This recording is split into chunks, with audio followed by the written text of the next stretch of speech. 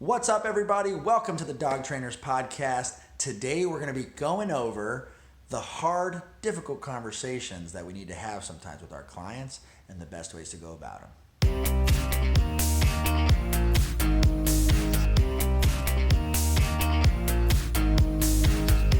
What's up, everybody? This is Brent LaBrada with CANISBEHAVIor and Training. How's it going, guys? My name's Mariano, Untamed Dog Training. What's up? And this is our podcast. We started this podcast so we could talk to you guys about the things that dog trainers have to go through every single day, working with clients, working with animals, rescues, breeders, you name it. So we're here to kind of tell you guys a little bit of what our perspective is in the industry.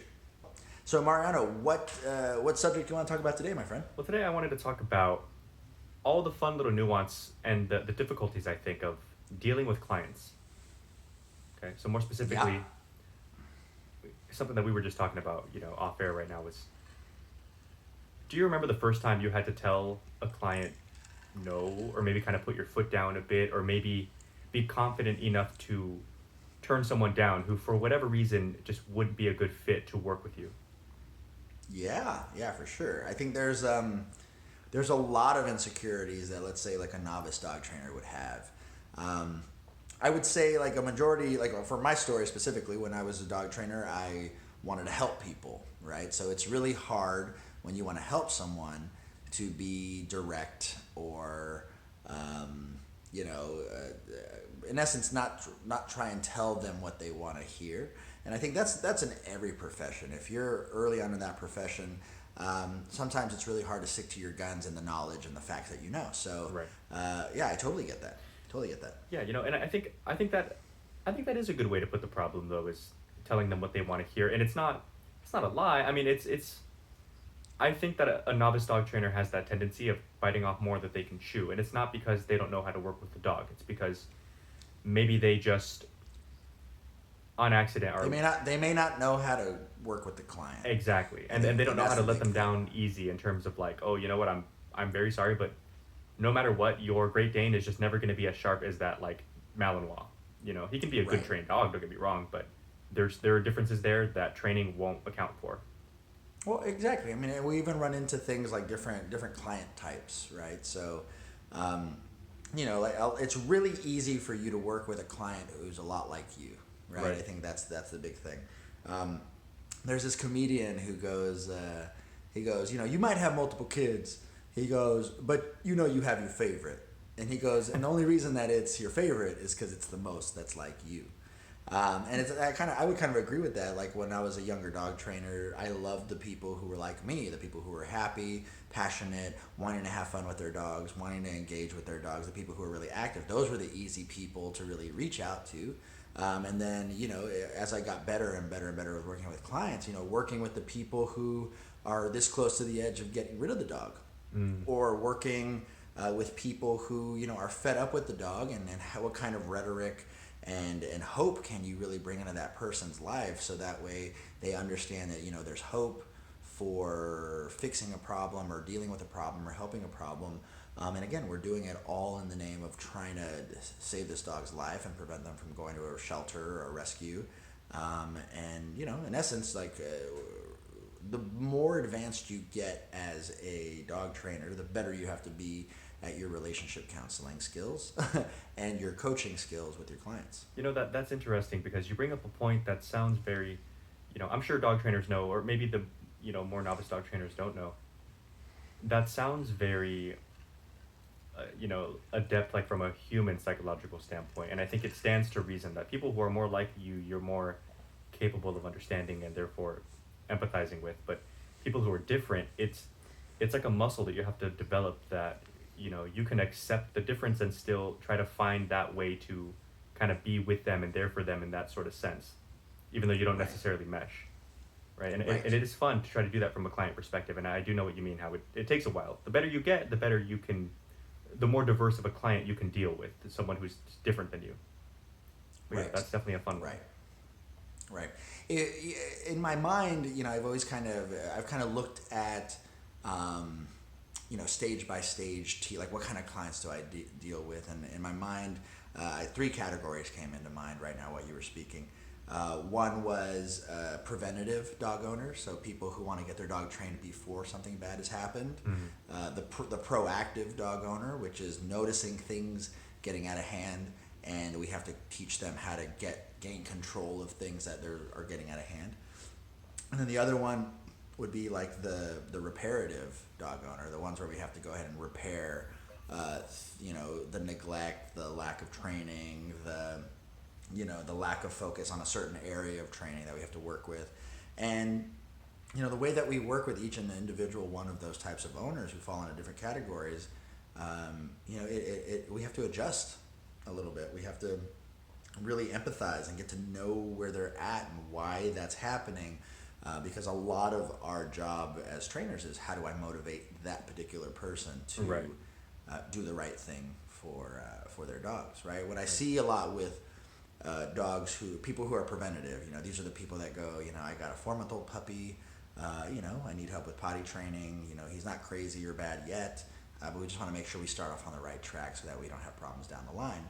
Those types of people we see are actually pretty good at staying on top of it, right? Those are the people who are putting in the homework, who don't want big problems ahead. They have a better idea of kind of the macro big picture of, downstream, I know if I put a lot of work in up front, I'm not going to have any issues down the line. Right. But then we kind of get these people who, what did I call it? I forget what I called it, but the people in the middle who are starting to notice what is going wrong, and now they want to control it before it gets out of hand, right? These people, I feel, are some of the most eager to learn because they saw what happened when they weren't paying attention.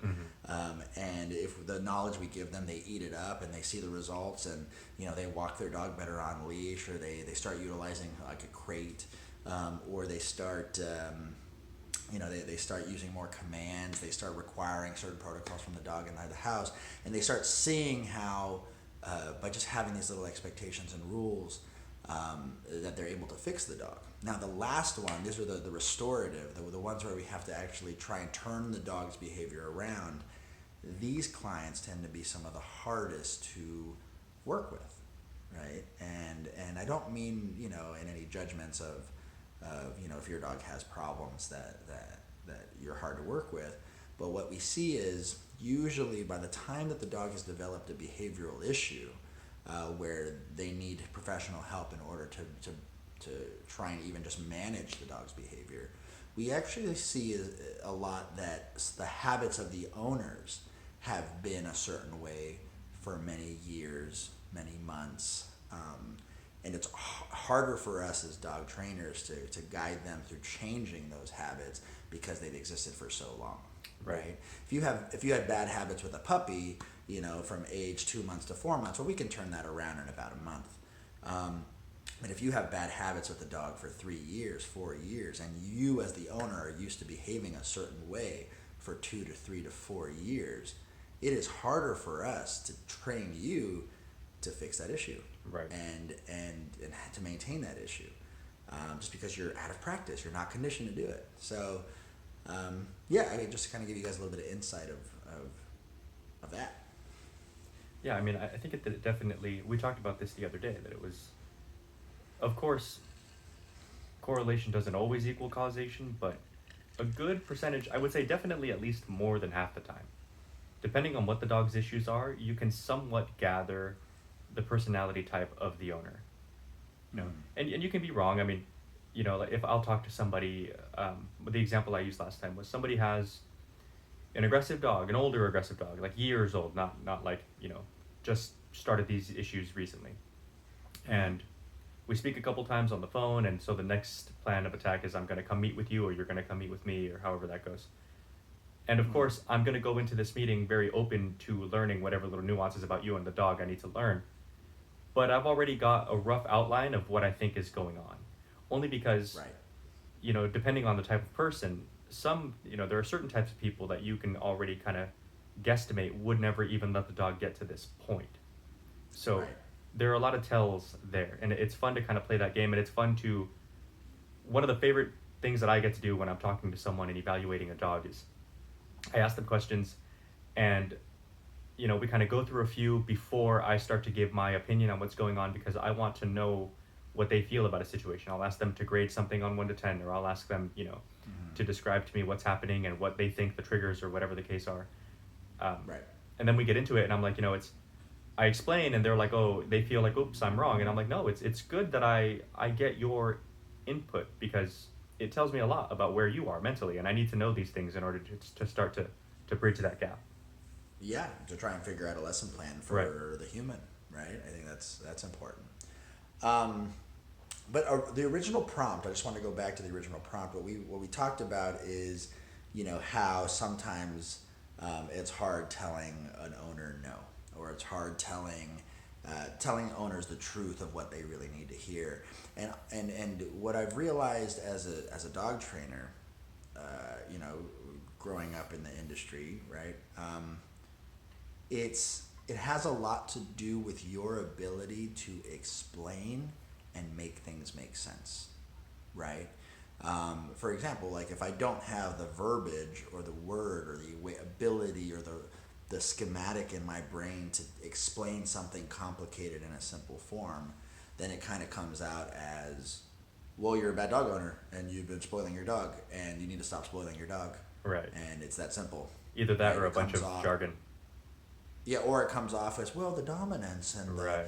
You see what's happening. The pack leadership is really weak in the family, and in order for the dog to actually feel safe and secure, it just sounds like a textbook, or it sounds like something. So there's a really easy way, and again, I take it back. It's not easy because it takes practice. It takes practice in learning how to speak to people, learning how to empathize, learning how to understand. Because there's been situations where I've been so heated, just upset at the client, and I go, well, you know, we really need to focus on not putting the dog in that situation, and maybe the dog would not have reacted that way. And in my mind, I'm thinking, then you wouldn't be in this fucking position, right? So sometimes my emotion, you have to learn also how to control that and empathize with the client, have compassion for the client, and know where they're coming from, because sometimes when you lose sight of feeling for the human, the one who's paying you, the one who is the one who is investing in this dog, that's why they called someone to help them with this dog. That's something that we forget. Sometimes we just go, you stupid dog owner, I can't believe you did this to this dog. It's so ridiculous. Like, I can't believe you let it get this far. But you got to remember, this person is trying to remedy the situation. This person is trying to have a better life and seek better options. That's why they called a freaking dog trainer. You know? Yeah, that's why you have a job. Yeah. That's why we have a job. So we have to do right by the dog and make sure that we learn to speak to the humans very, very well. Yeah. If you're one of those dog trainers who are having trouble, a couple bits of advice that I'd give you, I would say, remember your goal. Remember your goal. Your goal is always to help the dog. The way that you help the dog is by showing empathy and compassion for the human without giving them permission to continue doing the bad things that they're doing still, but guiding them and giving them hope and giving them support and making them feel safe with you. Mm-hmm. That is the only way you'll be able to be effective as a dog trainer, right? And a lot of times, if you're insecure in your own knowledge base, keep learning.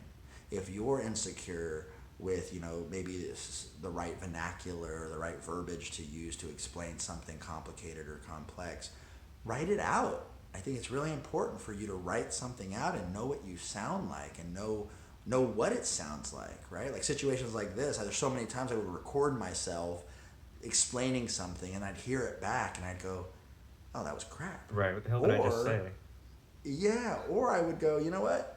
That was dope. I can't believe I sound like that. Or I didn't know that my thought put into words sounded like that. Right. And so it's really important for us to, the same way a dancer practices dancing or the same way a gymnast practices a routine, you have to learn to not just speak on the fly, but make sure that whatever knowledge it is that you have, make sure that you're able to explain something complex very simply.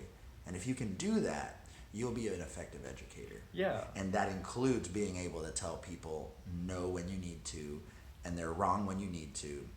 Because remember, it's all for your dogs. Right, and here's like a helpful tip, to be a little more practical about it is, I'm an introvert. I'm a huge introvert. Hopefully that doesn't come across on camera. But and like in training, I think I do a great job dealing with clients because it's my job and I can speak to people. We both read that book with Brene Brown where she's like, in the context of work, I can talk all day, but just in and of myself, I don't really. I can do it. I'm good at it. But I don't. It doesn't energize me. Right. So the way that I feel, like when I feel good, I have no problem. When I'm tired or stressed or naturally speaking, it gets harder. But I practice it. So the tip is, do practice with. There are ways to actually practice speaking to people. There are books and there are different little techniques that you can do. Certain like phraseology and inflection, like all these fun little things that you can play with when it comes to the language that you speak. And so when I'm not feeling it and it's just not coming to me intuitively, I lean on it, from like a technical standpoint. I'm all right, well, I know I can do this and do that. And then naturally conversations have that kind of flow to, you're not feeling it, but you're doing it right. So it still gets better. And then once it's better, now you are feeling it. So then you just go. 100%. Right. So that's 100%. That's a fun one. And I think that when we talk about not getting angry at the client, the way that I try to look at things is, I try not to look at it as like understand where they're coming from. I try to look at it as like understand where they're trying to get, and I love that. And that's great. I tell people all the time, especially, all the different things that we do, the rescue game, the I'm a board member for the breeders. Yeah. The breeders, the rescues, the shelters. Yeah. Like we're the middleman for all of these, the owners, Yeah. like we're in the middle. And so for all these things, I always tell people, listen, ultimately, we all want the same thing. And you can't lose sight of that. And I understand that you may be stressed out right now, but we're both pushing in the exact same direction, so there's not really supposed to be friction between us. So that's a tough one, I think, and I think emotional intelligence is the big one. When you get angry at somebody, it's like, why are you so mad? It's ultimately you're working on it. That's like you said, this is why you're here. This is why you have a job. You should be grateful. You should be present. You should, put yourself aside for the good of these people. And that right then and there, or what you just said, I think is what most young, passionate dog trainers need to really understand. It's separating the emotion control, because the reason we become dog trainers is because we fucking love dogs. We love dogs. We're protective of dogs. We want to advocate for animals. We want to save them. We want to do all these things. But just always remember, the only way you'll be able to save the dog is by learning how to speak to their human. And I love the point, and this is something to your credit, Mariano. You have a very different style of speaking to people than I do. I'm more of like a entertainer. I like to really connect and be intimate. You have a wonderful way of being direct, being concise, being logical, being empathetic, and it's like this wonderful ability that you have to just get to the point and motivate people to go forward. That's the thing. Well, cut the fluff. That's always been my thing, Cut the fluff. I'm the master of fluff. But I'm the master of fluff. I love fluff. I love making people feel warm. I love making people feel hope. I love making people feel all these things. And that's just the difference in our styles. And I think we're both very effective in the way that we work. I think it's really good for people, whoever's watching this. We see two different styles that are both effective. Yeah, well, let me say this, and I don't want anybody watching this to be like, these guys are annoyingly like patting each other on the back. But I'm going to say this because since you described my speaking style, I feel like that could be, because I don't know, like I don't ever quantify the way that I talk to people, so I don't have the words to explain it to somebody, like how I would approach someone. But I think that it's valuable information though. Like as I hear you say it, I'm like, oh, okay, well, yeah, that's, so for anybody listening, this is Brent's talking style. He says fluff. It's not fluff. He has a way of using words in a way that like really capture an emotion. And you can see, I've been in the room with him, I don't know how many times, where he's evaluating, I learned from him. So I would sit there and watch them talk, and I can see the owners go from this emotion to he starts saying what he's saying, and then they're like, oh shit. And then, he's like, he's building it in such a way that it's like a movie. It's crazy. And it's like this ride almost, there's definitely a place for that as well. And so, again, I want people to know that these things work. And I think that what makes it work in your case is you still dance that fine line, because you and I have seen, even just with the people we work with together, like directly, There are Right. people who attempt this, who either And it comes off ass kissy, or it either comes off too ass much. kissy or it comes off textbooky, and that's because they don't put the emotion into it. Because you're, you know, when I say like emotion, it's not all good. You're not afraid to like tell people like it is either. You know, that emotional ride can go either way. And so when people say the words without the like, yeah, it's a big deal because blah blah, you know, they don't connect with it. And I can see it kind of falling flat with the owners, and they feel like they're being bullshitted. Right. Right. But yeah. Well, that's great to hear, man. Thanks for you know, you do something and you kind of don't have the outside perspective, so I appreciate that. So anyways, I guess for those of you young dog trainers who, you know, are working on your skills and your communication skills, practice, write it down. Take something that you felt was difficult to explain to a client the day before, and just talk to your phone camera like this. Explain it to them. And what's going to happen is you cannot be, it's just like anything else creatively, songwriting, script writing, storytelling, whatever it is. One of my clients is a screenwriter for a lot of TV shows you guys have seen. And I asked her, I said, how do you write episodic television every day? And she goes, to be honest, most of it's shit. She goes, but under that shit is gold. And you can't be scared to write the shit. You can't be scared to just keep writing, right? And so I would challenge you guys, if you guys are working on your speaking skills and your teaching skills, I would challenge you to say, you know what? Keep practicing. You can write shit down if that's what you're comfortable with. You can speak to a camera just like this, and listen to your playback and be like, oh, I actually said that pretty good, or I would adjust this. Can I interject real quick? Sorry. I Go would ahead. recommend doing both, though. So, like, if you prefer one or the other, cool. But do them both. Because when you, at least for me, you know, I can speak on the fly. But when I write things out, they feel more thoughtful.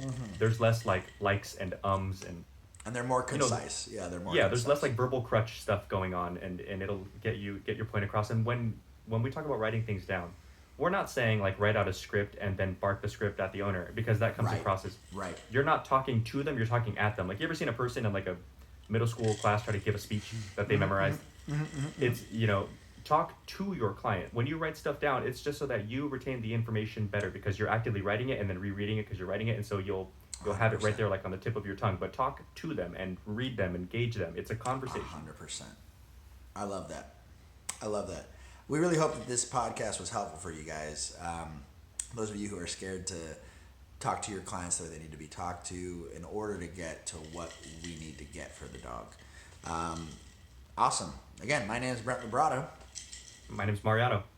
Cool, and we hope to see you guys on our next episode or next podcast. Check us out. We'll see you later.